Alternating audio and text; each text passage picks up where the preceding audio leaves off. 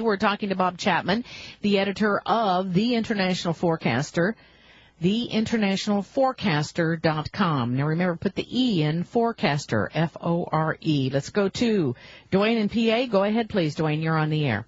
Hi, Joyce, Dave, and Bob. I really appreciate your up-to-the-minute information. I'd like to ask Bob a question about a particular stock, gold exploration stock. It's called IGRU.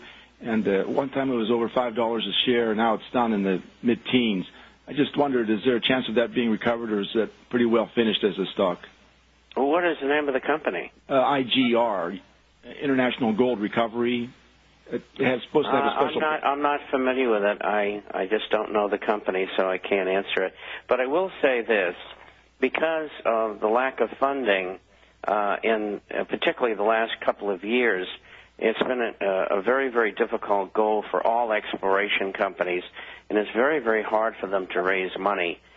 So the environment has been very hostile, and so many companies that have good promise have gone from, well, I saw one at $7, it went down to 60 cents. It's now about $1.35, and they've got, good reserves, so everybody's been hit. Right. Do you think there may be an improvement if once gold goes up in price, or it's just hard to say right now? It depends on the individual. No, I think there will be an improvement for two reasons. Number one, I think money will become more available as gold goes higher to those kinds of companies. And I also believe a lot of them will be bought out, even though they're still in a formative stage, by larger companies that are desperate for more reserves. Yeah, the demand seems to really be there with the shortage of gold all over. I imagine the future eventually will look good for them. And the prices to operate have moderated somewhat, especially in regard to oil-based products, and so that's good. Their costs are finally being contained, at least to some extent, at least for the time being. Okay, thank you very much for the phone call. Let me go to Renee in North Carolina. Renee in North Carolina, you're on the air. Go ahead, please. Yes, I remember hearing Bob say previously one time he has lived all over the world, and he had lived, I think it was Switzerland, but it might have been one of the other Scandinavian countries, and that it was the best run country he had ever lived in. Now, this is what I don't understand.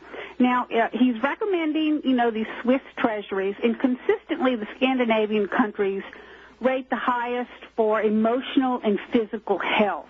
Now, our healthcare system is the most expensive but broken, with 50 million people probably uninsured. We have a population on antidepressants, and our economy is going down the toilet.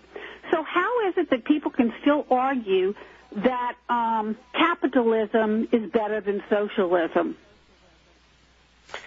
Well, I think the reason why is that, and I want to preface this by saying Europe is having the same sort of overall problems with their healthcare systems as America is.